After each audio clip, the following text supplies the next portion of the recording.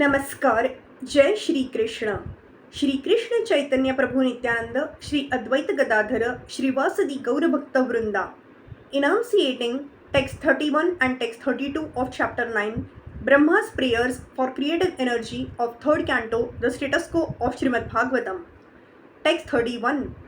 तत आत्मनि लोके च भक्तियुक्तः समाहितः द्रष्टासि माम ततं ब्रह्मन्मयि लोकांस्त्वमात्मनः. O Brahma, when you are absorbed in devotional service in the course of your creative activities, you will see me in you and throughout the universe, and you will see that you yourself, the universe and the living entities are all in me. It is cited herein by the Lord that during his daytime, Brahma would see him as Lord Shri Krishna. He would appreciate how the Lord expanded himself into all the calves during his childhood at Vrindavan. He would know how Yashoda Mai saw all the universes and planetary systems within the mouth of Krishna during his playful childhood pastimes, and he would also see that there are many millions of Brahmas during the appearance of Lord Krishna in Brahma's daytime. But all these manifestations of the Lord appearing everywhere in his eternal transcendental forms cannot be understood by anyone but the pure devotees who are always engaged in devotional service to the Lord and are fully absorbed in the Lord. The high qualifications of Brahma are also indicated herein. Text 32.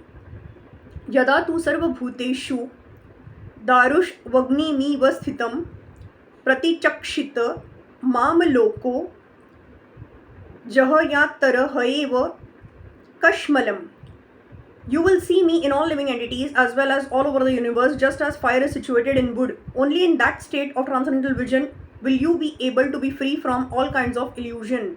Brahma prayed that he might not forget his eternal relationship with the Lord during the course of his material activities. In answer to that prayer, the Lord said that he should not think of existing without a relationship with his omnipotency. The example is given of the fire in wood.